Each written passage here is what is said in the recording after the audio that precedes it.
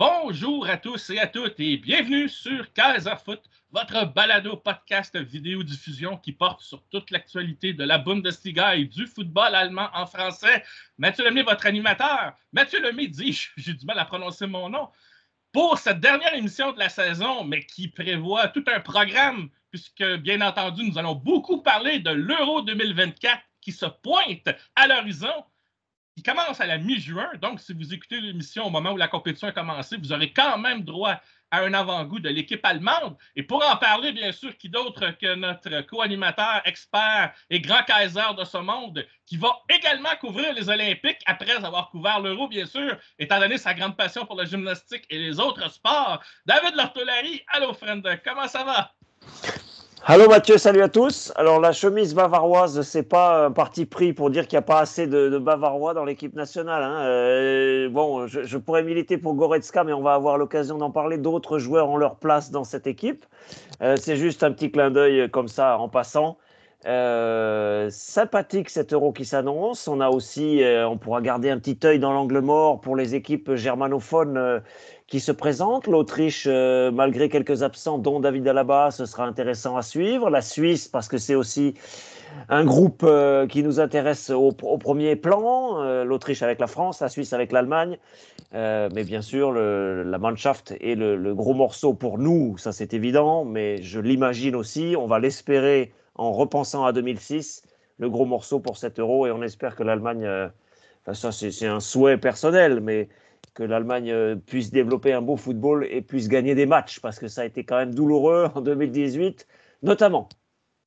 J'ai lu récemment un article sur la mode masculine, alors je vais me garder de commenter avant de bien analyser ce que j'ai lu, puisque je ne connais pas la mode bavaroise. Mais toujours est-il que je compte sur toi le jour où je ferai une visite en Allemagne pour me montrer la Bavière, puisque tu as l'air de bien connaître cette région. Mais voilà, on ne va pas chipoter, puisque justement tu parles de Bavière. On va commencer l'émission avec le Bayern Munich, puisqu'il y a quelques jours de cela, la direction du Bayern a confirmé avoir trouvé son entraîneur pour la saison prochaine et il s'agit de l'ancien international belge Vincent Kompany, récemment congédié de Burnley en Angleterre. Burnley qui a été relégué en deuxième division après 2 ans en Premier League. Ce choix a semblé en étonner plusieurs, disais-je. Vincent Kompany, ça fait pas extrêmement longtemps qu'il est entraîneur. Il a fait ses débuts en Belgique, bien sûr. On sait que c'est un international belge. Comme joueur, il était reconnu pour son leadership en tant que défenseur et également son charisme. Et il semble avoir transposé ses aptitudes à ses débuts comme entraîneur. Et en plus, ayant évolué en fin de carrière avec Pep Guardiola lorsque cet entraîneur est arrivé à Manchester City après son passage au Bayern, ce dernier et compagnie a déclaré, et on l'a vu, même avec Burnley, qu'il prônait un style offensif inspiré de Guardiola, un peu comme Mikel Arteta a fait avec Arsenal en tant qu'ancien adjoint de Guardiola. Donc, il y a un peu cette logique-là qui explique cette nomination au Bayern. Et d'ailleurs, j'ai lu que la direction du Bayern avait consulté Pep Guardiola sur ce choix de compagnie. Et Guardiola a donné son aval face à ce choix. Ensuite, c'est vrai qu'on en a discuté ensemble, David. C'était pas les choix qui manquaient, mais plusieurs ont refusé, nous se sont désistés. Ça commençait à limiter finalement cette liste. Et il fallait que le Bayern trouve quelqu'un qui soit en adéquation avec le style qui lui est fidèle. C'est un style généralement offensif. Donc, on en avait parlé. Je voyais mal, il y a un entraîneur plus défensif comme Mourinho venir diriger cette équipe, par exemple. Mais il y avait donc plusieurs noms qui s'étaient désistés, qui auraient pu être des candidats potables. Et cette fois, c'est un nom, Vincent Kompany. On questionne peut-être le fait qu'il manque d'expérience, mais c'est oublié, j'en avais déjà parlé avant, qu'il y a des entraîneurs dans l'histoire du Bayern qui n'étaient pas forcément les plus expérimentés, mais qui ont quand même amené quelque chose avec cette équipe. Même parfois, c'est dans ces moments-là que l'équipe a probablement atteint ses plus hauts sommets. Je veux dire, Hansi Flick, par exemple, il a commencé avec un intérim. Son expérience était seulement comme adjoint du sélectionneur allemand Joachim Löw. Et il a permis au Bayern de remporter pas moins de 6 titres en une seule année. Donc, je sais que je ne veux pas sortir l'argument de la dictature des résultats, mais ce que je voulais souligner, c'est que ce n'est pas forcément l'expérience de l'entraîneur qui justifie ce choix. Et je sais aussi qu'au sein du Bayern, tu vas pouvoir l'expliquer, David, plus en détail pour notre public. Le processus de nomination, il faut l'autorisation d'un paquet de personnes dans la direction. Même les éminences grises comme Uli Hoeneß qui ne sont plus à la tête, il faut quand même montrer patte blanche auprès de ce dernier pour avoir l'autorisation à dire c'est cet entraîneur-là qu'on veut, est-ce que tu es d'accord ou pas? Donc, là, tu vas pouvoir développer, ceux qui connaissent bien ont pu t'entendre notamment sur RTL, sur RFI, expliquer un peu ce choix de Vincent Kompany. Mais là, je te donne la chance d'élaborer pourquoi le Bayern a choisi cet homme et cet entraîneur, au-delà du fait que la liste des candidats se rétrécissait et que son profil, avec sa volonté offensive, cadrait avec l'équipe. Pourquoi lui, spécifiquement? Et est-ce que tu penses que ça va fonctionner avec des joueurs, des vétérans du Bayern, avec un entraîneur qui a peu d'expérience comme Vincent Kompany, même s'il a le leadership et le charisme plus qu'un Nagelsmann, par exemple, pour mettre le vestiaire de son côté? Oui, on se souvient de Vincent Kompany comme joueur, tout particulièrement pour ceux qui regardent les principaux clubs européens, tout particulièrement à Manchester City, un défenseur qui était devenu parmi les meilleurs défenseurs centraux du moment sur le continent. On se souvient aussi du Vincent Kompany avec l'équipe de Belgique. Et puis pour ceux qui suivent la Bundesliga avec vraiment un œil persévérant, on se souvient de lui quand il était à Hambourg. Il y a un charisme naturel chez Vini, comme on commence à l'appeler maintenant en Bavière en reprenant des surnoms qui ont été employés déjà. Mais là, j'entends Vinicius qui dit « Moi aussi, je m'appelle Vini. » Non, je m'excuse, j'arrête. Non, mais oui, alors c'est avec un W, mais peu importe. Non, mais ça, c'est une petite parenthèse. Mais simplement pour dire que c'est un homme qui a un charisme naturel. Et on l'a vu d'ailleurs à l'occasion de sa conférence de presse de présentation, où il a dégagé une sérénité, une carrure, une envergure déjà. Mais, évidemment, expérience d'entraîneur limitée. Ça, c'est vrai. Même si on interroge les confrères en Angleterre, et d'ailleurs, il suffit de suivre son parcours, de regarder son parcours pour comprendre, il a quand même un fait d'armes important en ayant fait bien jouer puis monter une équipe de la deuxième à la première division. Donc ça, c'est quand même un gage de savoir-faire au niveau de l'entraîneur, de gestion d'un groupe, de progression d'un effectif pour aller dans la division supérieure. Puis derrière, ça s'est un peu fatigué et finalement, il a moins bien terminé qu'il n'a commencé. Bon, les entraîneurs qui réussissent tout, il n'y en a pas. Même Mourinho, ça n'existe pas. Ça, bon, on a quelques éléments donc récents sur le joueur, son charisme naturel, l'entraîneur qu'il peut être, et on a aussi connaissance du choix des entraîneurs du Bayern. Depuis le début de l'histoire de ce club, il y a des entraîneurs qui ont été remplacés vite. C'est très vrai dans les dernières années. Il y a des entraîneurs qui sont revenus, certains 2, 3 fois. On pense évidemment à Jupp Heynckes. Il y a des entraîneurs qui étaient très très connus, Carlo Ancelotti, Pep Guardiola, d'autres beaucoup moins connus, voire débutants. Ça s'est parfois bien passé, parfois très mal. Enfin très mal. À l'échelle du Bayern, on n'est jamais descendu de première en deuxième division non plus, il ne faut pas exagérer. Mais c'est-à-dire qu'on n'a pas de certitude, il n'y a pas une espèce de loi scientifique qui voudrait que sous prétexte qu'on prend un jeune entraîneur prometteur, ça va marcher.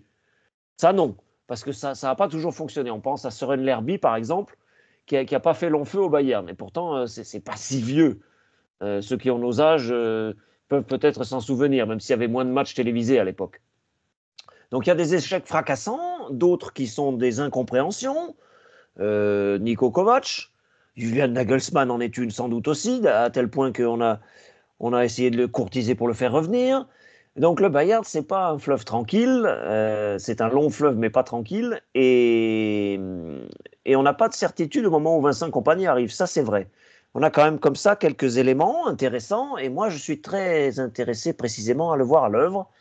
La filiation, elle est assez simple en fait, elle est assez limpide, elle a été confirmée par le joueur. Le Bayern l'a même souligné lui-même. On a discuté avec Pep Guardiola qui a tressé les louanges de ce joueur et de ce jeune entraîneur. Et je pense que je ne vais pas trahir de secret, je ne vais pas être trop simpliste si je dis que le Bayern a été séduit par cette idée-là. L'idée non pas d'avoir un nouveau Pep Guardiola, parce que ça, ce serait un mirage, mais l'idée que on est dans la filière, quoi, hein, avec Guardiola qui est séduit, qui a même dit, me semble-t-il, je crois que c'est lui, qui a dit que c'était le meilleur choix possible pour le Bayern. Alors, ce sont des formules évidemment de communication, mais ça veut malgré tout dire quelque chose, je pense. Après, je relisais récemment l'une des biographies très intéressantes qui ont été faites à la suite de l'année de pandémie sur Hansi Flick et les 6 titres auxquels tu faisais allusion à l'instant. Hansi Flick, c'était 2 matchs. Il est arrivé, on lui a donné 2 matchs. On lui a dit, et tout le monde savait, les joueurs, le public, si au bout de 2 matchs, c'est pas satisfaisant, si les résultats ne viennent pas, s'il n'y a pas un redressement, ça dégage. Et ensuite, il a mis du temps avant de s'installer et d'avoir la confiance de ses dirigeants. Il a même fallu qu'il gagne 2 titres, championnat et Coupe d'Allemagne, pour commencer à avoir la confiance de ses dirigeants qui se sont dit, bon ben là, peut-être qu'on va commencer à envisager de le garder. Ensuite, il a gagné la Ligue des Champions et là, c'était évidemment open bar. Mais tout ça pour vous dire qu'avec Vincent Kompany, Mathieu, si l'été est emballant, ça donnera un élan. Je veux dire, l'été, la préparation, les matchs amicaux, les tournées mondiales. Si tout cela s'emboîte bien et que le recrutement aussi, parce que lui, il a dit qu'il voulait du changement, donc ça va pousser peut-être à faire des départs et des arrivées. Si tout ça arrive un peu à s'emboîter et que ça prend du sens à l'été, on peut avoir un optimisme raisonnable pour Vincent Kompany. Si il y a 3 défaites d'entrée. Je n'ai pas regardé si le calendrier avait été précisé, etc. Mais imaginons, vous perdez contre Bochum, vous perdez contre Augsbourg, vous perdez contre le RB Leipzig, ça va être le feu, n'est-ce pas? Donc, voilà. Moi, je suis très intéressé parce qu'il y a un appel d'air, parce que c'est un choix, un défi. Le Bayern, c'est pas la première fois. Il s'est remis en question quand il a fait venir un Espagnol avec Pep Guardiola. Il s'est remis en question quand il a fait venir des Italiens. Il s'est remis en question quand il a fait venir Nagelsmann, qui est encore très jeune, pour se moderniser, pour suivre l'air du temps. C'est pas toujours négatif. Et avec Kompany, c'est un choix peut-être le 6e ou 7e choix, ça c'est convenu, c'est entendu, mais il a le droit d'en imposer avec son charisme, avec le fait que les joueurs vont avoir enregistré qu'il a quand même joué à Manchester City, qui est quand même la référence actuellement dans le football européen. Voilà, tout ça, nos fidèles le savent, j'apprends rien, j'invente rien, mais en agrégeant tout ça, on se dit, bon, ça peut être une bonne pioche. Après, on n'a pas d'ambition peut-être démesurée, si ce n'est, évidemment, pour le Bayern, parce qu'autre chose n'aurait pas de sens, reprendre la couronne et retrouver le titre de champion au printemps 2025. On n'en est pas là. Moi, je suis très en appétit de voir Vincent Kompany au travail. Je sais qu'ils ont déjà beaucoup passé d'heures de réunion avec le directeur sportif Max Eberl, Mathieu, pour trouver les bonnes recrues, pour savoir s'organiser, pour savoir communiquer. Voilà, on va les laisser travailler. Je vais essayer, moi, d'aller passer peut-être 2-3 jours aussi au cœur de l'été pour les voir à l'œuvre, sur place. On aura l'occasion d'en reparler une fois que l'été sera avancé ou passé. C'est très intéressant et c'est un vrai défi parce que là aussi, RB Leipzig ne traîne pas. Dortmund va continuer sur sa lancée avec son entraîneur qui, mine de rien, a commencé à prendre un peu de moelle. Et puis Leverkusen et Stuttgart vont avoir envie aussi de rivaliser. Donc c'est pour Vincent Kompany, il y a une vraie concurrence. Ce qu'on sait, c'est qu'il est habitué à cette pression-là comme joueur. Maintenant, c'est l'inconnu pour lui quand même, un club de premier plan, un club avec 1 milliard d'euros, allez un peu moins, mais des centaines de millions d'euros de budget. Il y a beaucoup d'argent en Angleterre, mais Burnley n'est pas le Bayern Munich. Donc c'est ça quand même l'équation de ce mois de juillet qui arrive. Et dès que l'euro va être passé, il va être jugé évidemment à la capacité qu'il va avoir à embarquer avec lui tout un groupe, puisqu'avec les stars, on sait que le vestiaire du Bayern est toujours difficile à gérer. Justement, ton point à la fin, ça m'amène peut-être au regard que j'ai eu par rapport à sa nomination.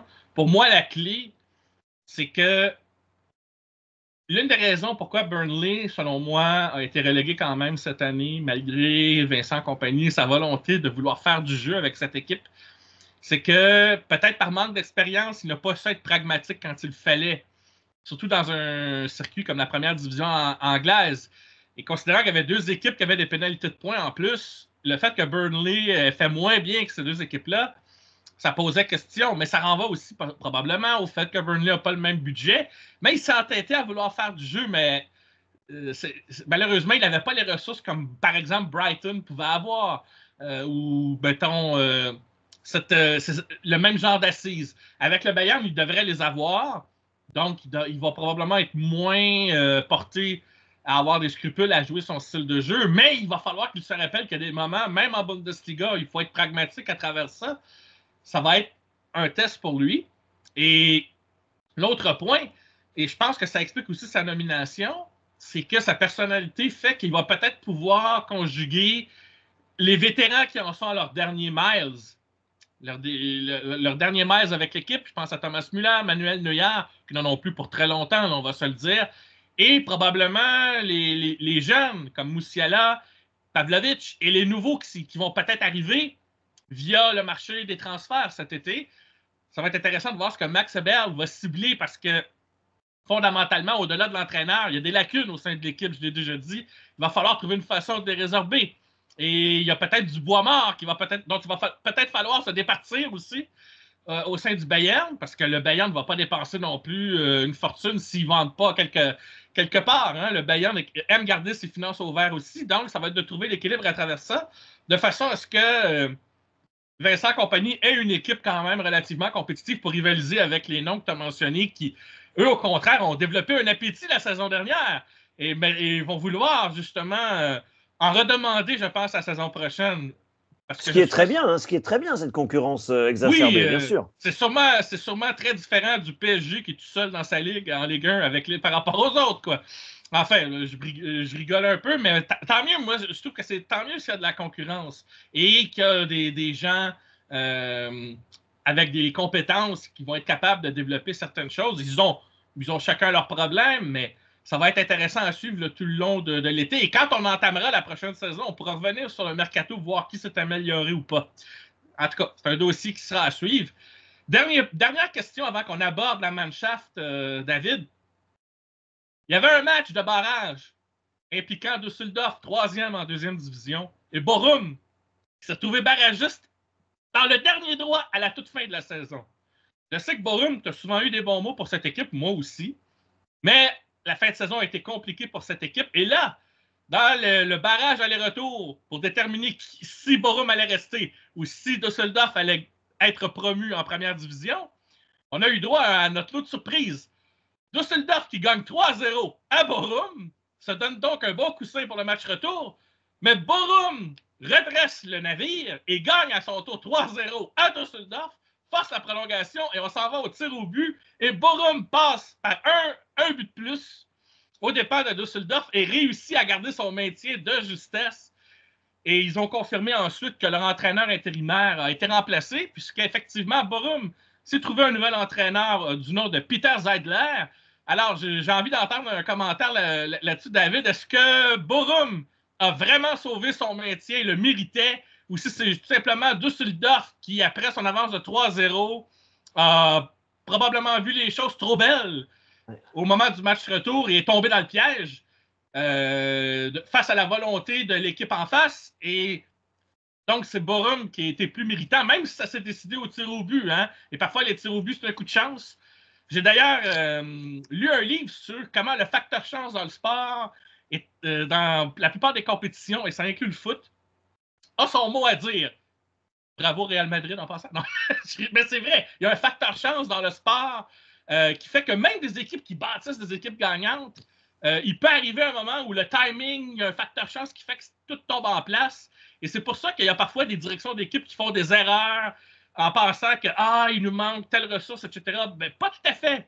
Vous aviez la bonne équipe, mais des fois, vous ne tombez pas face au bon adversaire cette année-là. Donc, et ça se joue à un petit détail près.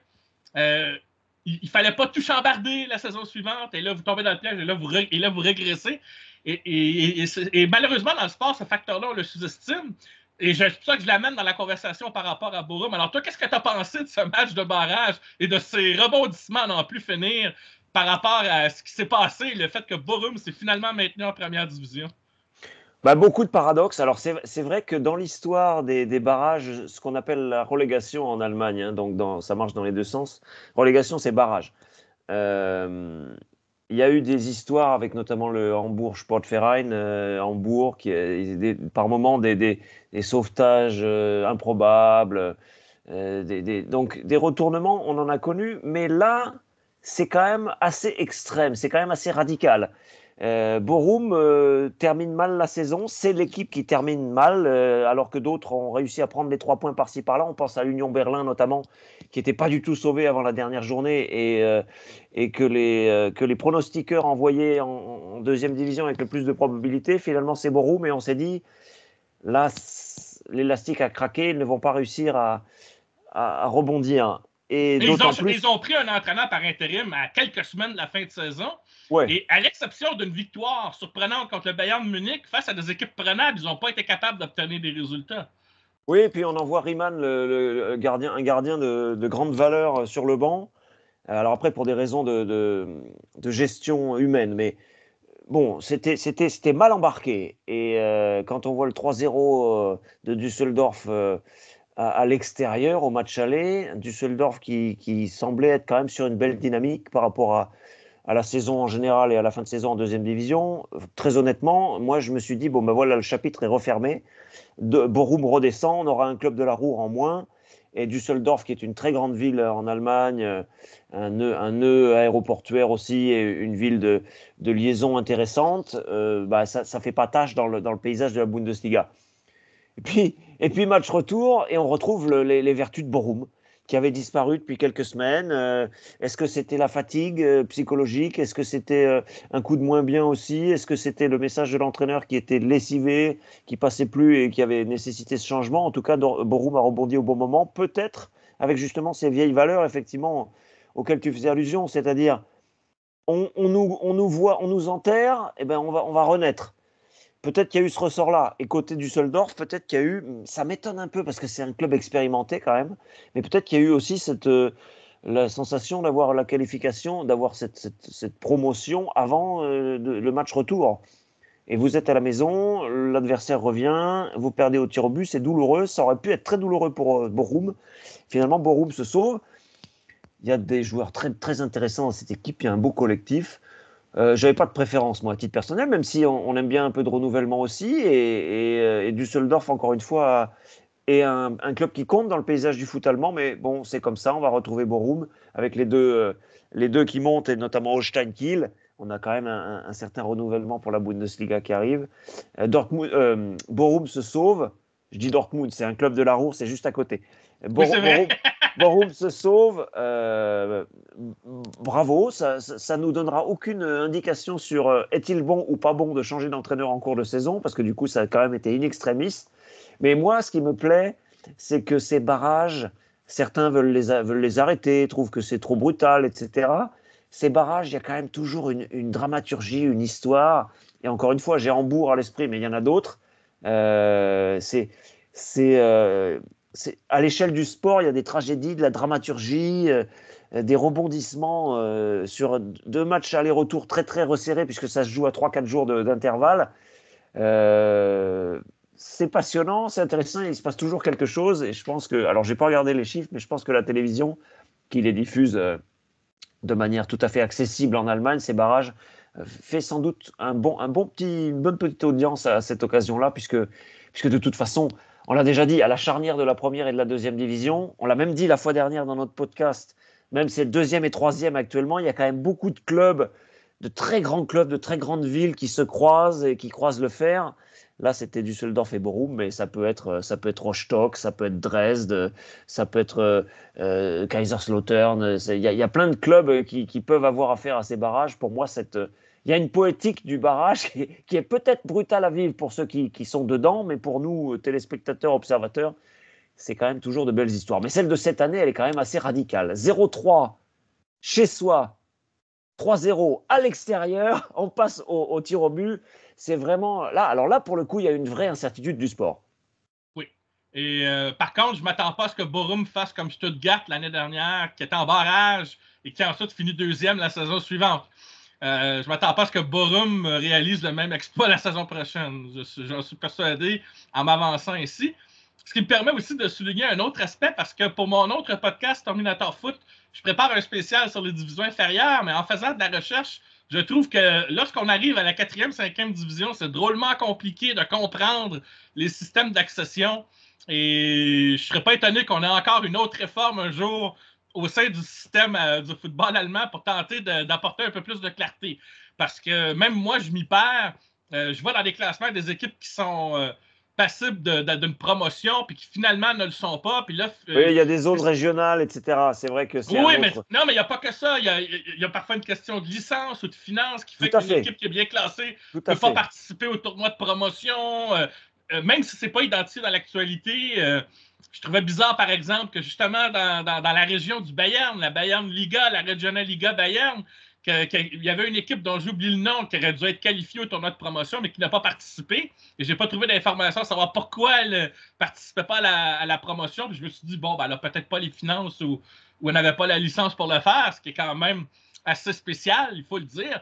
Mais bon, je fais une vérification comme ça, je trouve ça complexe. Heureusement, lorsqu'on est rendu au niveau professionnel, parce que récemment, l'Allemagne a créé une 3e division aux figures des équipes professionnelles, là, c'est un peu plus simple. Et le système de barrage dont tu parles, qui concerne certaines équipes, il est intéressant parce qu'il amène une compétition supplémentaire, une forme de rivalité intéressante qui donne un peu de piment à savoir qui passe et qui ne passe pas. Surtout qu'il faut le rappeler, il n'y a pas 20 équipes nécessairement dans ces divisions-là. Il y a un peu moins d'équipes, contrairement à d'autres. Ça prouve aussi tout le fondement historique du football amateur à l'origine, avant la professionnalisation du football en Allemagne. Je voulais en profiter pour le souligner. Souligner aussi, puisque tu as mentionné Kaiserslautern, que Leverkusen aura quand même eu un doublé à la fin de la saison, un doublé Coupe Championnat. Le match de Coupe d'Allemagne, le Bayer Leverkusen a gagné 1-0. Ils étaient réduits à 10 suite à un carton rouge à Kosunu. Mais Kaiserslautern, quand on regarde les statistiques, n'a jamais vraiment profité de son avantage numérique. Le Bayer Leverkusen a contrôlé plutôt calmement le jeu. Ça a donné une finale où il ne s'est pas passé énormément de choses finalement, mais où Leverkusen a quand même, après sa défaite en Ligue Europa, retrouvé un peu le contrôle et finalement ont récolté un second trophée. Ce qui est assez comique, c'est que le vainqueur de la Ligue Europa, l'Atalanta Bergame, qui avait trouvé le système, mais aussi qui avait peut-être l'expérience en compétition européenne et qui ont éliminé Liverpool, il ne fallait pas les sous-estimer. Ils sont allés chercher la Ligue Europa, mais ont perdu la Coupe d'Italie contre la Juventus. Donc, tout le monde est content à l'arrivée. L'Atalanta n'avait pas gagné de trophée depuis 61 ans. Le Bayer Leverkusen a un premier doublé dans son histoire et un premier championnat qu'il n'avait jamais gagné et une deuxième Coupe d'Allemagne dans son histoire. Donc, c'est quand même pas rien. Une seule défaite dans toute la saison, même si c'est en Ligue Europa. Donc, on va se rappeler de cette saison-là. Alors voilà, je voulais juste fermer cette parenthèse-là avant de passer à la Mannschaft. Puisque Julian Nagelsmann a fait sa liste des 27 joueurs qui devraient participer à l'Euro 2024. Et bien sûr, on a quelques surprises. D'abord, première surprise, 4 gardiens de but au lieu de 3. Et pas des moindres. Alors, Manuel Neuer, Marc-André ter Stegen, c'est la routine. Mais après, pas de Kevin Trapp. À la place, on a Alexander Nubel de Stuttgart et Oliver Baumann d'Hoffenheim. Oliver Baumann qui a terminé la saison avec le plus d'arrêts chez les gardiens en Bundesliga. Mais ça se comprend parce qu'à Hoffenheim, la défensive, c'est porte de saloon. Alors, il a reçu plus de tirs que n'importe qui. En défense, Joshua Kimmich a été donc titularisé comme défenseur. Ça veut dire qu'il sera latéral droit dans cette compétition. Avec, en relève, ou peut-être comme titulaire dans certains matchs, Benjamin Heinrich du RB Leipzig. Défenseur central, Jonathan Tah, qui a terminé une saison exceptionnelle avec 96,4% de passes réussies. Un des meilleurs relanceurs en défense centrale qu'on a vu.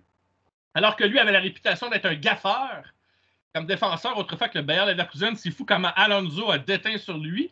Et probablement que Nagelsmann va compter sur lui comme défenseur central. Je ne serais pas étonné qu'il soit titulaire. Robin Koch de l'Eintracht Francfort. Antonio Rudiger du Real Madrid, ça coulait de source. Valdemar Anton de Stuttgart. Alors, Stuttgart, par sa saison, est récompensé. Nagelsmann a fait des choix intéressants dans cette équipe. David Raum, défenseur latéral gauche, qui a terminé meilleur au niveau des centres. L'Allemagne qui aime les centres va forcément peut-être se tourner vers David Raum au besoin. Mais à ses côtés, et c'est celui qui devrait être titulaire, un autre joueur de Stuttgart, défenseur latéral gauche, Maximilian Mittelstadt. Et ensuite, toujours en défense centrale, Nico Schlotterbeck du Borussia Dortmund. Ses qualités de relanceur également, je pense, justifient sa sélection par rapport à des anciens comme Niklas Süle ou Matt Hummels qui n'ont pas été choisis. Milieu de terrain, on le savait, Toni Kroos va faire un dernier tour de piste avec la sélection allemande. Robert Andrich du Bayer Leverkusen, pas surprenant comme choix, il a montré des grandes capacités de leadership et surtout, je crois, un profil qui manque au milieu de terrain reculé chez les Allemands. Pascal Gross de Brighton, peut-être le seul joueur allemand qui a joué à l'étranger qui est dans la sélection. Ilkay Gundogan du FC Barcelone. Alors, on fait venir un vétéran aguerri ici. Florian Wirtz, bien sûr, du Bayer Leverkusen et Jamal Musiala du Bayern Munich. Alexander Pavlovic. Tiens, on a fait venir un jeune du Bayern Munich, mais il a probablement suffisamment convaincu pour être choisi. Chez les alliés, on a même s'ils sont étiquetés milieu de terrain, on est allé chercher Chris Führig de Stuttgart. Alors, vous voyez, hein, ce que j'appellerais le label Stuttgart a eu les faveurs de Nagelsmann. Et le roi Sané du Bayern Munich, malgré que ce dernier, après une excellente première moitié de saison, est disparu dans la deuxième. Et les attaquants, Niklas Füllkrug du Borussia Dortmund, Dennis Undav de Stuttgart. Il a quand même 18 buts cette saison, Dennis Undav, son choix se justifie. Kai Havertz d'Arsenal, bien sûr. Le seul autre joueur à jouer à l'extérieur d'Allemagne avec Pascal Gross. Thomas Müller du Bayern Munich. Il devrait peut-être plus jouer milieu de terrain, mais identifié au poste d'attaquant, c'était peut-être pour lui faire de la place. Et Maximilian Bayer, auteur de 16 buts avec Hoffenheim et jeune attaquant de 21 ans. Voilà les 27 joueurs choisis par Nagelsmann. Première question, pourquoi 4 gardiens au lieu de 3 et pourquoi Kevin Trapp n'a pas été choisi? C'est la première question que je te pose, David. J'ai hâte d'entendre ta réponse. Ah oui, alors c'est toujours ces groupes légèrement élargis. Les sélectionneurs font des choix différents, mais il y a toujours quelques joueurs en plus qui sont finalement rayés de la liste au dernier moment. Alors là, ça fait un gros débat en Allemagne parce que les rumeurs les plus folles circulent. La dernière en date, c'est Alexander Pavlovic qui pourrait faire les frais, mais c'est une rumeur, donc je ne vais pas insister. Donc on part avec un nombre de joueurs et on en enlève 1, 2 ou 3 pour coller à la règle de l'organisateur de la compétition. Les 4 gardiens, c'est un peu dans cette logique-là, évidemment. Il y a 2 éléments toujours avec les gardiens de but et c'est valable ici. Premier élément, il faut un titulaire et sa doublure, on les connaît. Deuxième élément, donc Neuer et Ter Stegen. Deuxième élément, il faut un gardien numéro 3 qui soit un garant de la bonne ambiance générale puisqu'il ne joue pas. Donc ça, c'est Oliver Baumann. Et là, on a un gardien numéro 4 qui est Nübel, qui est récompensé pour sa belle saison avec Stuttgart. Il n'est pas le seul, tu parlais d'Anton notamment en défense. Le gardien numéro 3 et numéro 4, c'est assez anecdotique. Kevin Trapp a souffert, comme toute l'équipe de Francfort cette saison. L'équipe de Francfort qui finalement termine 6e et est assez loin des standards de la Ligue des Champions. C'est vrai collectivement, c'est vrai individuellement. Donc Kevin Trapp fait peut-être un peu les frais de ça. Il n'a pas été peut-être aussi irréprochable, aussi brillant, aussi décisif qu'il avait pu être dans les saisons précédentes depuis son retour en Allemagne, depuis son départ du Paris Saint-Germain.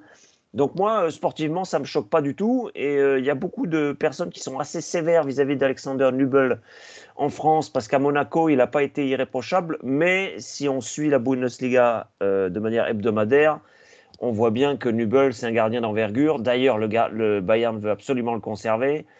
Et il est très content de son sort, du moins c'est ce qu'il a expliqué dans la dernière conférence de presse. Il a participé à la conférence de presse avec la Mannschaft, une des conférences de presse récentes, et il a expliqué que lui, il voulait jouer. Donc le nouveau prêt, il appartient au Bayern, le nouveau prêt à Stuttgart lui convient très bien. Le Bayern aimerait le garder pour l'après-Neuer. Donc ce gardien-là, il est plus très jeune, mais il est quand même assez fort, il a un bon appétit. Il va être ravi de faire partie de l'aventure s'il était retenu. Donc ça me paraît tout à fait logique, Mathieu. Après, 4 gardiens, c'est beaucoup. C'est beaucoup. Déjà que 3, c'est un de trop par rapport à la réalité d'un tournoi dans 99% des cas. 4 gardiens, c'est beaucoup. Mais ça témoigne aussi, on en a parlé récemment, toi et moi, ça témoigne aussi de la bonne santé malgré tout des gardiens de but allemands, me semble-t-il. Même si, je veux bien terminer par là, même si Neuer, par rapport à ses prestations récentes qui étaient un peu en baisse quand même, va devoir retrouver un niveau digne du football mondial pour que l'Allemagne espère aller au bout dans ce tournoi-là, parce que c'est sans doute un objectif caché qui n'est pas affirmé, qui n'est pas claironné, parce qu'il y a d'autres grands favoris autour de l'Allemagne. Mais il va falloir un bon Neuer. Donc ça, c'est le point d'interrogation. Mais pour le reste de la hiérarchie, je suis assez d'accord avec le choix du sélectionneur. Intéressant. En tout cas, j'ai hâte de voir ce que ça va donner. Bon, probablement qu'au niveau de la hiérarchie, rien ne va changer pour cet euro. Mais à long terme, qu'est-ce qui va se passer? Ça, j'ai hâte de voir. Parce que Manuel Neuer, on a vu, il a tendance à la gaffe depuis quelques années. On l'a vu à la Coupe du Monde, on l'a vu en Ligue des Champions. Comment Nagelsmann va réagir si jamais Neuer répétait ce genre d'erreur? Ça va être intéressant.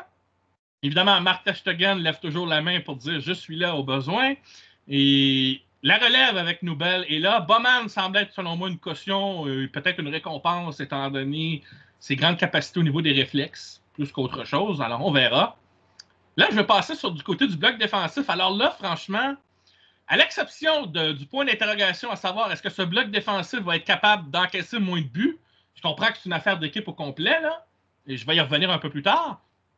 Mais dans la sélection, à l'exception de toujours voir Joshua Kimmich comme latéral droit, tous les postes sont doublés, puisque tu as Benjamin Heinrich aussi qui joue latéral droit. Les défenseurs centraux, tu as Jonathan Tah, Robin Koch, Antonio Rudiger, Valdemar Anton et Nico Schlotterbeck. Donc, tu as 5 défenseurs centraux et tu as 2 relanceurs là-dedans. Et tu as de l'expérience aussi avec Antonio Rudiger. Quoi qu'Antonio Rudiger, il est plus fort, je trouve, au Real Madrid qu'avec la sélection allemande comme défenseur. C'est une opinion comme ça. Mais des choix comme Valdemar Anton, je trouve ça très intéressant. Et d'ailleurs, on en reparlera. Il a été titularisé aux côtés de Jonathan Tah contre l'Ukraine. Et c'est un défenseur peut-être qui pourrait correspondre dans le futur, qui sait, à ce on cherche peut-être en Allemagne un défenseur qui est capable de ne pas se faire prendre dans son dos, qui sait, ou qui va être capable de couvrir son partenaire au besoin s'il y en a un qui s'avance, etc., etc. Mais il y a des bons relanceurs, je l'ai déjà dit, Nico Schlotterbeck, Jonathan Tah. Pour relancer l'attaque, ça prend aussi des défenseurs qui sont bons balle au pied. Et au niveau du poste de latéral gauche, oui, David Raum, on n'oublie pas que c'est un bon centreur, mais ses carences défensives, on a un profil plus défensif avec Maximilian Mittelstadt qui joue à Stuttgart et qui est capable d'apporter en attaque aussi au besoin, même si Mittelstadt n'a pas les statistiques de Rome. Alors, je trouve que dans ce bloc défensif, si ce n'est peut-être pas parfait et qu'on a toujours un point d'interrogation concernant la possibilité des buts concédés durant la compétition, il y a tout de même, je trouve, une cohérence dans les choix de Nagelsmann. Qu'est-ce que tu en penses, David? Oui, parce qu'en fait, ce qu'on a vu contre l'Ukraine, on va faire un focus dessus. Il y a un premier rang, un deuxième rang et des forces d'appoint. Le premier rang, il est assez évident pour la défense centrale allemande, c'est Rüdiger Tah. L'un parce que c'est le chef de la défense, l'autre parce qu'avec Leverkusen, il en impose. Donc Rüdiger Tah avec toujours la volonté, c'est les entraîneurs en général, c'est comme ça, voire même une place de plus, mais c'est 3 pour 2 places, avec un joueur qui peut s'immiscer dans cette défense centrale, et surtout si on défendait à 3, ce qui n'est pas prévu à ma connaissance, c'est indispensable. Des joueurs comme Valdemar Anton, qui sont très intéressants, qui sont en confiance, qui défendent en avançant, c'est vraiment des joueurs de remplacement. C'est Mais Nagelsmann, me semble-t-il, est pertinent dans ce choix-là parce que justement, si vous avez besoin d'un joueur de remplacement, ça veut dire que le joueur du premier rang est absent sur une blessure ou sur que sais-je. Et donc, il vous faut un joueur immédiatement opérationnel, immédiatement capable d'avoir de l'appétit, mais un appétit pertinent. C'est-à-dire que Anton a multiplié les victoires avec Stuttgart, y compris contre des gros, hein, contre Dortmund, contre le Bayern. Donc, Très imposant physiquement aussi, mais oui, ça veut pas dire. Mais plus mobile que peut-être un Hummels qui a un profil similaire ou un Niklas Zula, par exemple. tout à fait, plus moderne, oui, oui, bien sûr, avec une prise de risque calculée et un jeu intéressant vers l'avant aussi avec le ballon. Ça, c'était vrai pour Hummels. Robin Koch, c'est différent, c'est le côté purement défensif qu'on retrouve avec Robert Andrich au milieu de terrain, même si Andrich a montré avec Leverkusen ces derniers temps qu'il pouvait aussi être décisif vers l'avant. Donc là, je pense que On va en reparler. On arrive au milieu de terrain, on va ben en voilà, parler. Il lui, y a lui beaucoup de était choses à en incontournable. dire. La défense, alors après c'est un peu plus léger peut-être comparé à du Carvaral, comparé à du Roberto Carlos, comparé à du Cafu, comparé à du Philippe Lam, comparé à du Lizarazu ou du Alaba. C'est un peu plus léger sur les défenseurs latéraux. Tu as très bien dit que certains sont adroits et très attirés vers l'avant, notamment David Raum avec ses centres. C'est un Mais peu par moins. rapport au nom que tu as mentionné, depuis leur époque, le rôle du défenseur latéral a énormément changé. C'est vrai, Et là, on demande quasiment aux défenseurs latéraux d'être à la fois bons à l'attaque et bons en défense. Ça prend absolument. des joueurs qui sont capables d'avaler des kilomètres maintenant. Après, Henriks, belle saison avec Leipzig. David Raum, on connaît ce qu'il peut apporter. C'est un profil un peu différent par rapport à un latéral de métier. Lui, il est plus dans un profil un peu Alphonso Davies, même si c'était pas un ailier au départ. Mais c'est un Et très bon centreur, il faut le dire. voilà. Et d'ailleurs, on l'utilise même sur coup franc à Leipzig. Et Oui, les ballons qu'il envoie sont généralement dangereux. Alors, selon moi, il peut être une option en fin de match, par exemple, si absolument. jamais tu veux chercher un but. Alors que Mittelstadt, je le vois comme peut-être un choix plus sécuritaire et Oui, surtout quelqu'un qui est naturellement à ce poste. Alors qu'on a, rappelle-toi, hein, il n'y a pas si longtemps, on a improvisé, on cherchait désespérément quelqu'un. On a même essayé Kai Havertz comme défenseur oui. latéral avec l'échec que l'on sait. Là, on a des vrais, je trouve, on a des vrais profils au vrai poste, alors dans les bonnes chaises. C'est ça que je voulais dire. Absolument, y compris Joshua Kimmich qui est toujours très attiré vers l'avant, toujours, il veut prendre des responsabilités offensives, donc ça fait quand même des courants d'air, des espaces derrière lui, mais Kimmich arrière droit, c'est malgré tout une référence, c'est un volume de jeu important, ce sont des solutions vers l'avant, c'est Mais une dans son capacité, cas, ça va être est-ce que le caractère va y être? Hein? bien sûr, Cette saison, il a été effacé durant la saison, peu importe là où on le faisait jouer.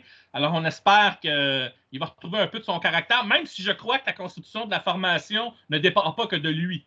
ah oui, et puis c'est quelqu'un qui arrive à un âge, 28, 29 ans, on commence à avoir accumulé des grands tournois, des grandes campagnes européennes. Donc, ça me fait penser un peu à la génération Schweinsteiger-Lahm qui a fini par gagner en 2014.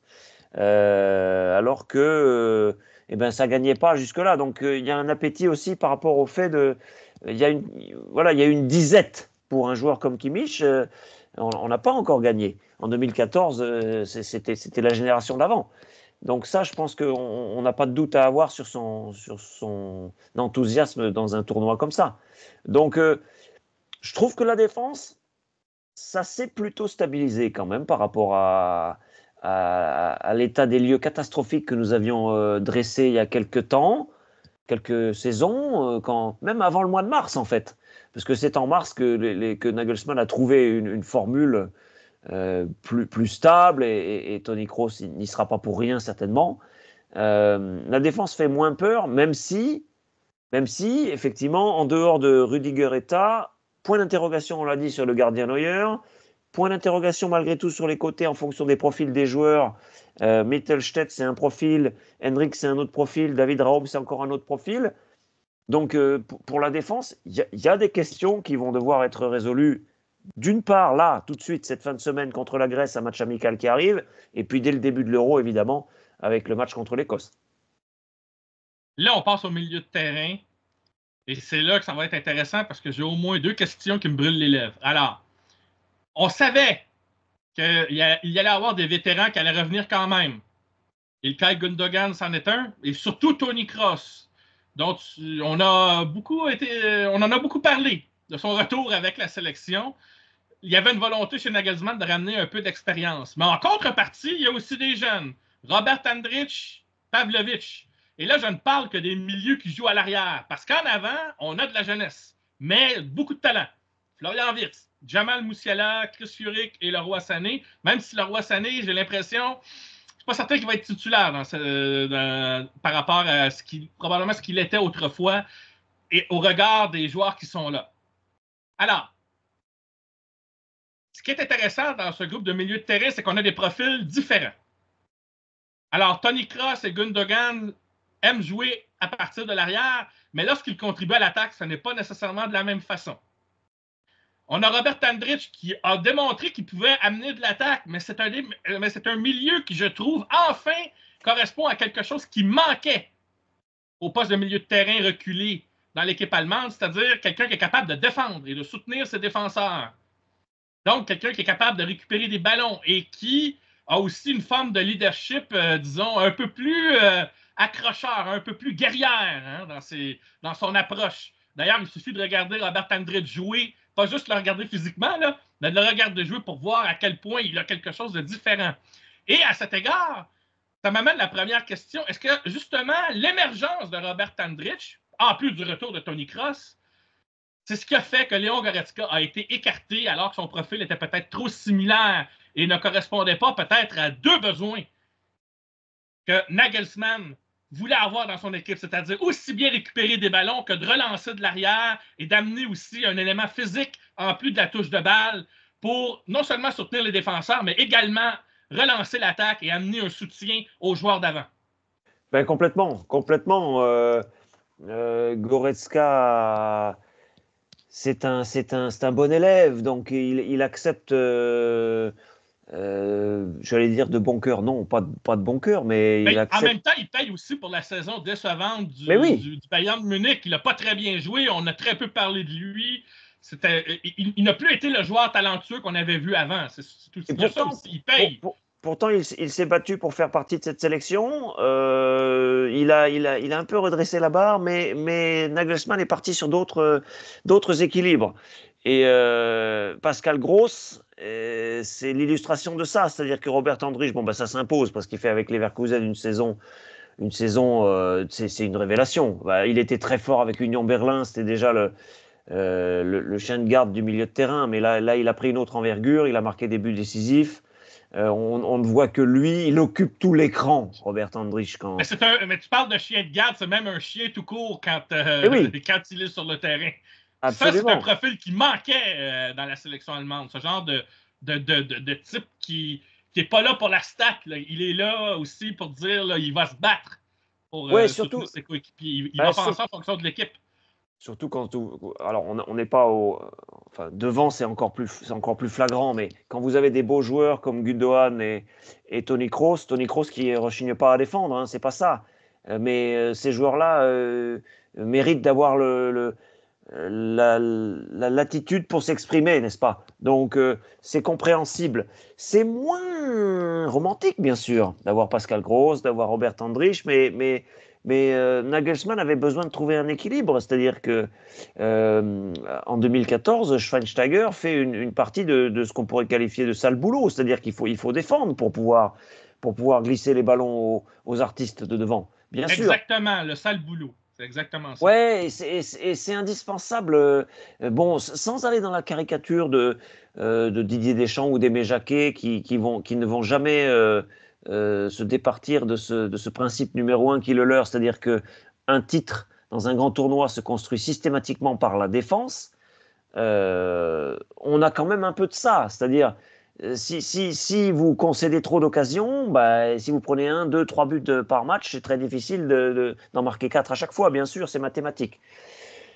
Ça n'empêche pas qu'il reste devant des joueurs qui, certes, ont besoin de se refaire une petite santé parce qu'on a vu que Moussiala, on a vu que Wirtz s'était fatigué, mais la préparation est quand même certes courte, mais là, ils sont à l'œuvre depuis quelques jours quand même maintenant, tous.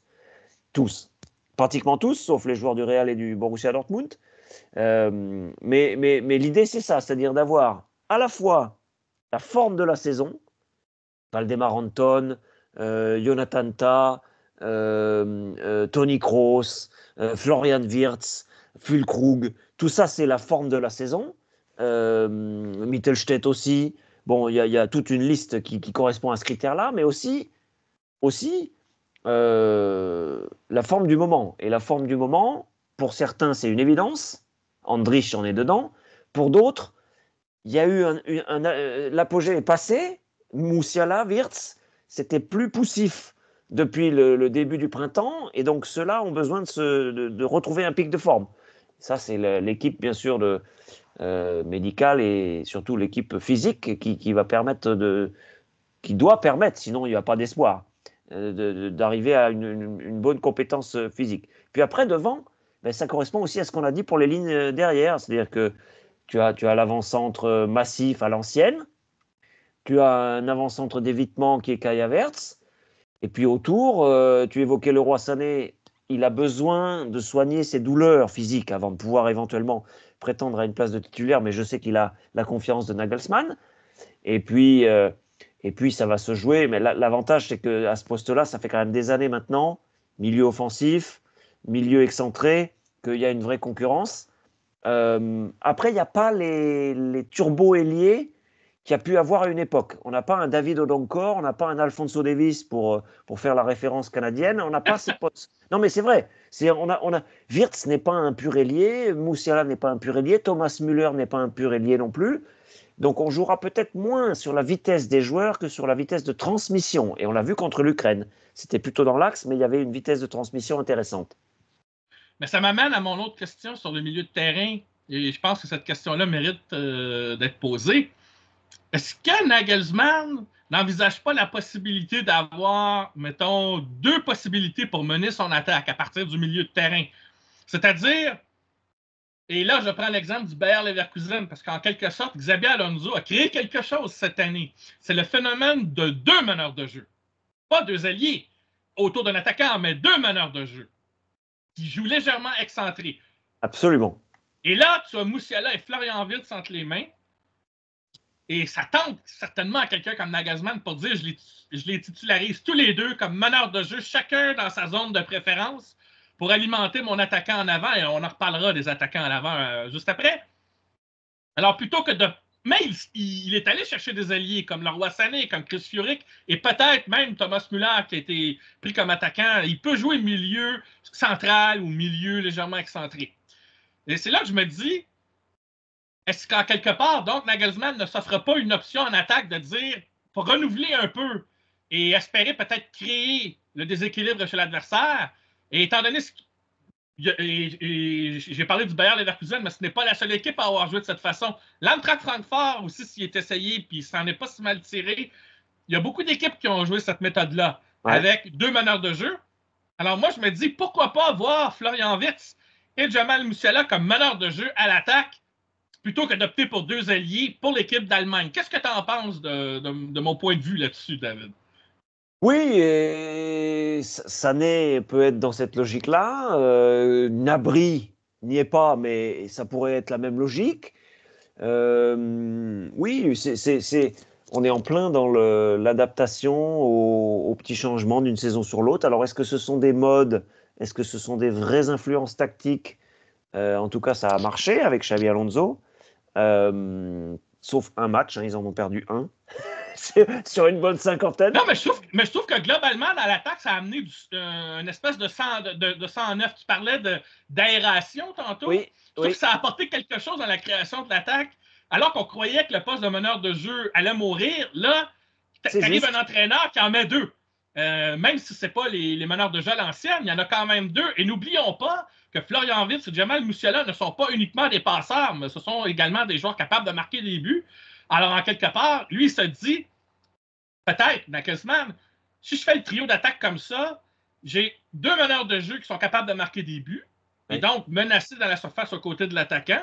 Et en plus, ce sont des créateurs de jeu Alors, la menace, elle peut venir non pas que d'un seul joueur lorsqu'on arrive avec le ballon, mais de plusieurs. C'est comme ça que je le vois. Alors, ça amène une polyvalence dans la création offensive qui peut être déstabilisante euh, pour une nation en face qui doit défendre contre ça. Ah ben complètement, et avec Füllkrug qui a quand même prouvé en finale de Ligue des Champions à quel point il avait une science du jeu de remise et qui pouvait lutter contre des colosses, ça offre une possibilité très différente. Euh, voilà, c'est vrai que on a l'impression que Nagelsmann persiste avec Kai Havertz, mais c'est aussi parce que au poste d'avant-centre, quand il n'y a pas Füllkrug, il n'y a pas forcément un très grand choix. Moi, je demanderais qu'une chose, c'est que Simon Terodde de Schalke, qui arrête désormais, soit là, mais c'est trop tard. C'est trop tard. Oui, Les ben en joueurs de même temps, 30... Kai Havertz a connu une bonne saison avec Arsenal, Oui, qui est voilà, une nouvelle équipe. Donc, absolument. il n'a pas démérité là, non Non, plus. tout à fait. Ah non, non, mais de toute façon, mais c'est un super joueur, ça, il n'y a pas de doute là-dessus.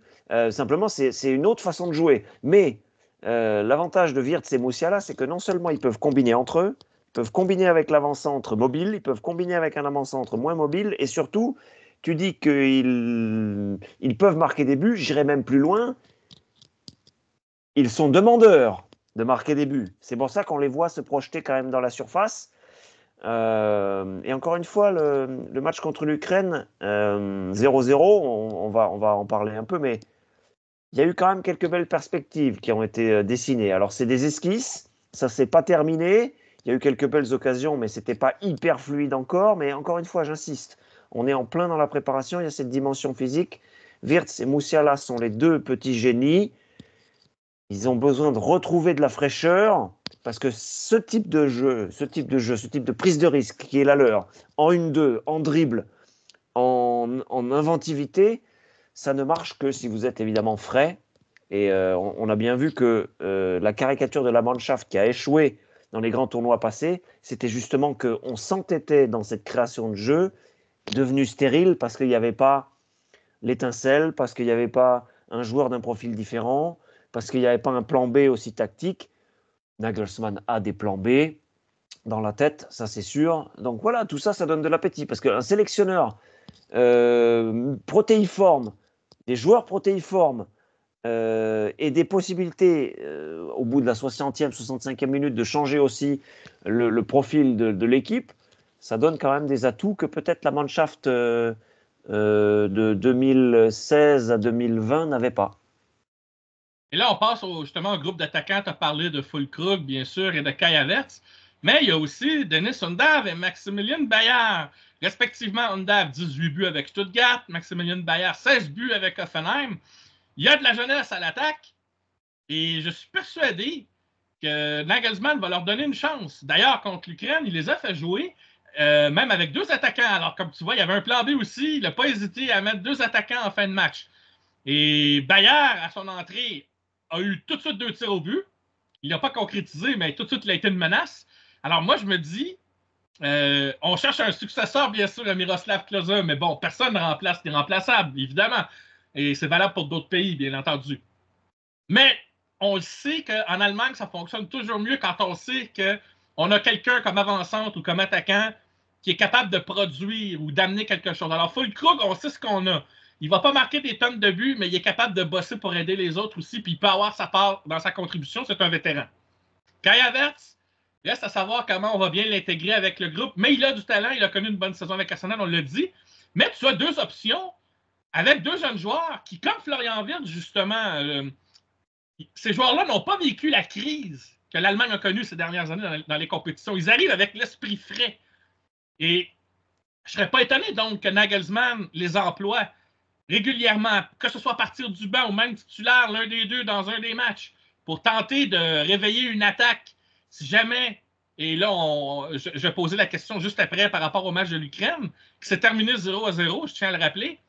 Euh, on cherche une étincelle pour que l'Allemagne retrouve cette assurance dans la production offensive également, parce qu'il n'y a pas juste la défensive qui a posé question durant cette période de crise, mais il y a aussi l'attaque. On semblait chercher à savoir de qui allaient venir les buts, à part Jamal Musiala, qui a été très bon à la dernière Coupe du Monde, par exemple. Alors, c'est pour ça que j'avais une question par rapport à ça. Est-ce que Undav et Max Bayer pourront tirer leur épingle du jeu à l'Euro? Est-ce qu'ils vont saisir cette opportunité pour enfin apporter des éléments de réponse au front offensif?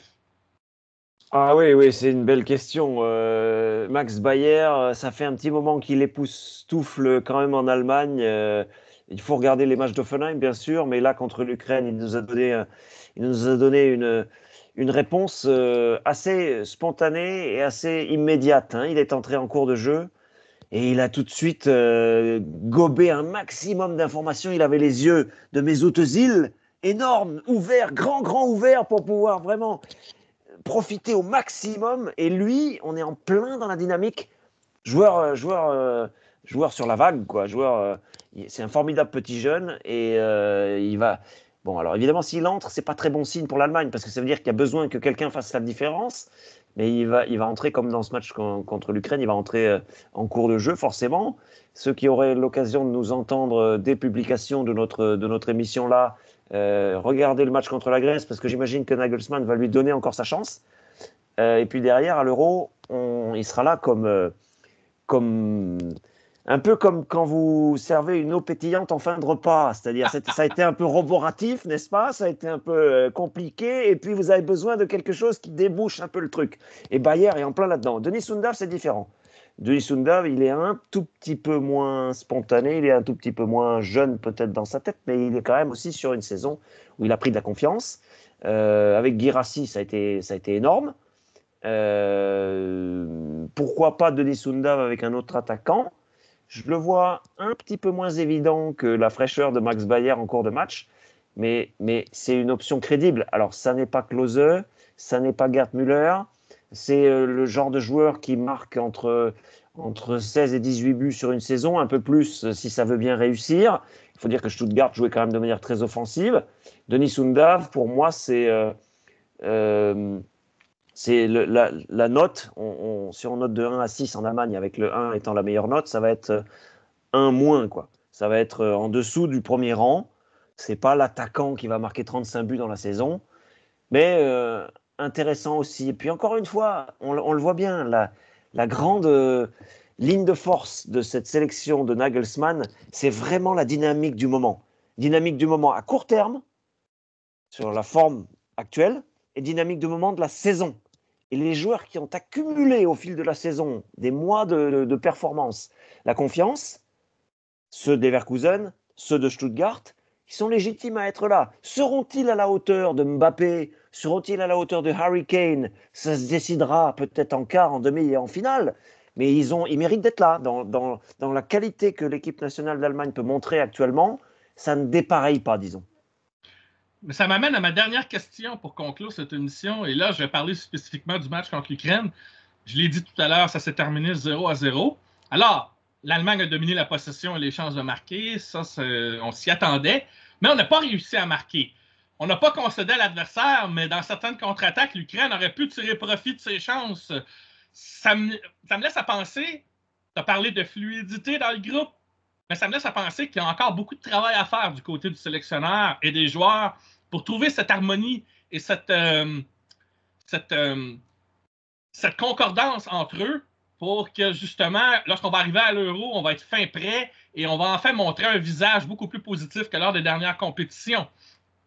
En somme, pour moi, le match contre l'Ukraine est un rappel pour dire qu'il reste encore énormément de travail à faire sur la planche à dessin pour que cette équipe-là soit, disons, meilleure que ce qu'on peut espérer, parce que tu l'as dit souvent, et on l'a vu dans l'ambiance un peu, hein, au niveau de la foule, les attentes ont baissé en Allemagne. J'allais y venir. Et donc, c'est aux joueurs de répondre à ça pour peut-être raviver un peu les attentes, ramener un peu l'atmosphère pour qu'on se dise, on commence à croire à ce groupe pour relancer la sélection dans le futur. Et en même temps, j'ai le goût de dire, le résultat nous indique qu'il ne faudra pas mettre trop de pression, étant donné qu'on joue en Allemagne, pour dire on va gagner l'Euro parce que forcément, on joue chez soi. Après les échecs des 3 dernières compétitions, ce serait une pente beaucoup trop haute à remonter. Et même si on y arrivait, comme l'Italie l'avait fait lors de l'Euro 2021, ça pourrait être une forme de mirage, puisqu'on l'a vu, l'Italie, après, ne s'est pas qualifiée pour la Coupe du Monde. Donc, il y a un double piège qui est encore là. Et c'est pour ça que ma dernière question, elle est un peu spéciale. C'est qu'est-ce qui reste encore à faire pour que cette équipe d'Allemagne affiche quelque chose là, qui soit relativement meilleur que les dernières performances au cours des dernières années? Parce que le groupe qui est là, on sent qu'on va apporter quelque chose de neuf, on sent qu'on veut avoir l'esprit plus clair, on a des intentions, on semble avoir un plan B aussi dans la sélection des joueurs, dans le groupe. On semble avoir une certaine cohérence, on semble avoir envisagé les détails, mais il y a des facteurs que tu ne contrôles pas et il y a un passif qui est quand même assez pesant maintenant, que tu ne pourras pas nécessairement remonter en bloc tout d'un coup en une seule compétition. Et le match contre l'Ukraine l'a rappelé un petit peu aussi. On voit qu'il y a du travail à faire. Qu'est-ce qui reste à travailler? Qu'est-ce qui reste à faire pour que cette équipe-là, peu importe le résultat, montre un indice qu'on s'en va dans la bonne direction? Le facteur ultime, c'est pour ça qu'il a été rappelé, c'est pour ça que ça a été clair pour Nagelsmann, ça va dans le sens de ce que tu dis, ça a été clair pour Nagelsmann très tôt, c'est que, très tôt dans cette saison, c'est que ça va se cimenter autour de Toni Kroos. Toni Kroos, quand il n'est pas là, forcément, c'est un peu moins évident l'équilibre. Alors on le trouve, on peut avoir... Moi, j'ai été étonné, mais après, je me suis dit, mais oui, en fait, il fait avec ce dont il dispose, parce qu'il y avait des joueurs qui n'étaient pas encore, évidemment, arrivés dans la Mannschaft en raison des matchs tardifs qu'ils ont disputés. Quand j'ai vu la compo d'équipe avec Andrich et Pascal Gross, je me suis dit, ah, bah là, il manque il manque une forme de talent, sans vouloir dénigrer ces joueurs-là, parce qu'on l'a dit, ils sont essentiels. Euh, et donc, quand vous avez Andrich et Pascal Gross ensemble au milieu de terrain, vous savez très bien que c'est provisoire. Vous savez très bien que c'est pas comme ça que l'Allemagne va démarrer l'Euro. Parce que ça ressemblerait pas à Nagelsmann, parce que Gross s'impose, parce que si c'est pas Kroos, Gundogan jouera un cran en dessous et Thomas Müller peut-être sera devant lui.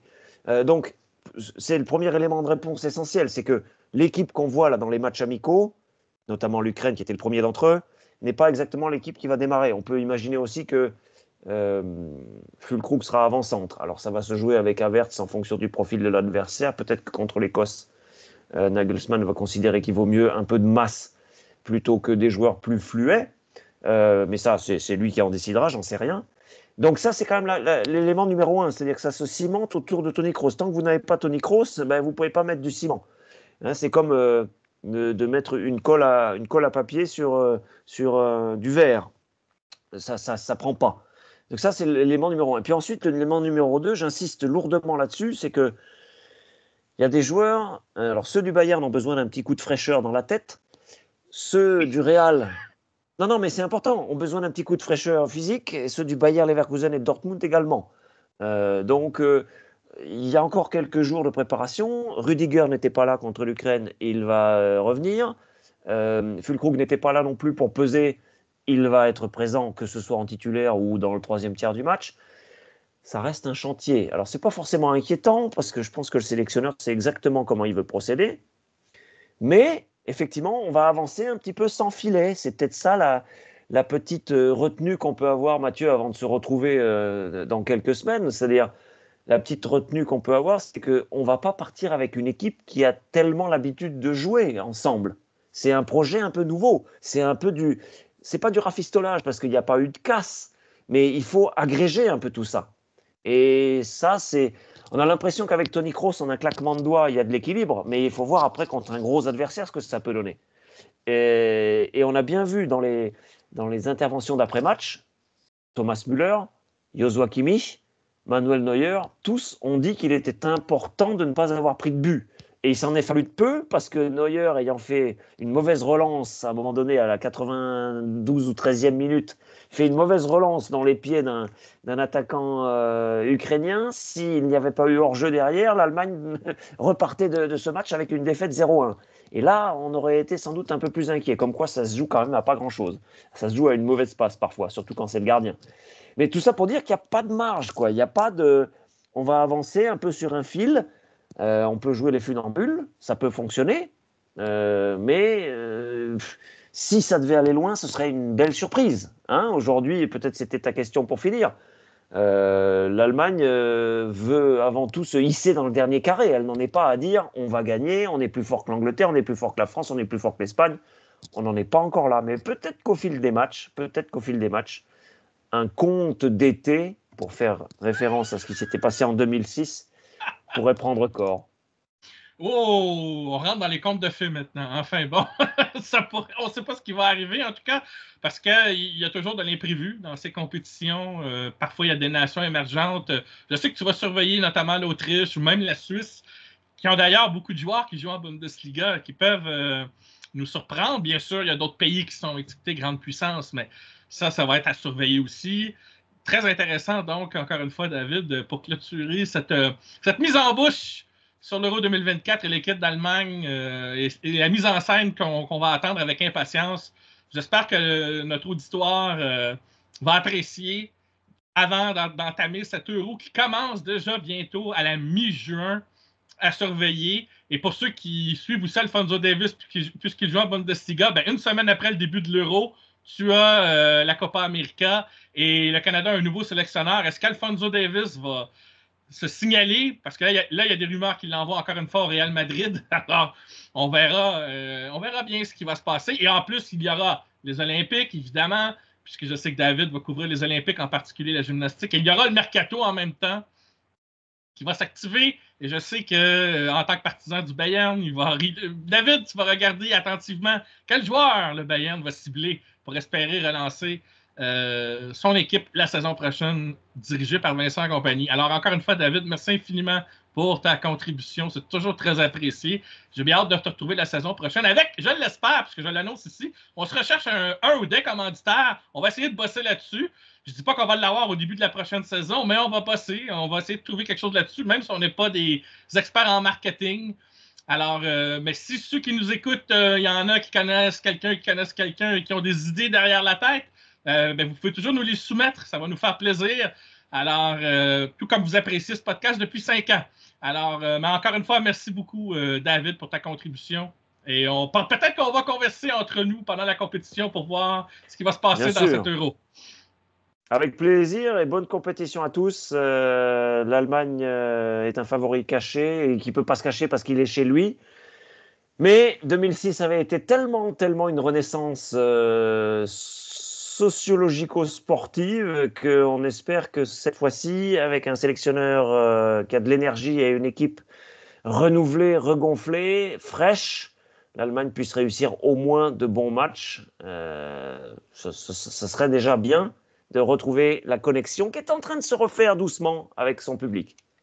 Et profitez-en aussi pour voir les stades où seront disputés les matchs, parce que les stades en Allemagne, il y en a vraiment de toute beauté. Si vous n'avez pas eu l'occasion de le voir en Bundesliga, là, pendant l'Euro, vous allez pouvoir le voir dans les différentes villes où la compétition aura lieu. Alors, on se retrouve donc pour la saison prochaine, probablement au mois d'août-septembre, à la fin ou vers la fin du mercato. Et on pourra revenir sur l'Euro d'ailleurs avec le recul pour voir exactement qu'est-ce qu'on a pensé de la performance de la Mannschaft. D'ici là, on vous souhaite un très bon été avec de superbes compétitions, quel que soit votre intérêt pour le foot et le foot allemand, bien sûr. Ici Mathieu Lemay et au nom de David Lortolari, je vous dis au revoir et à très bientôt. Bon été!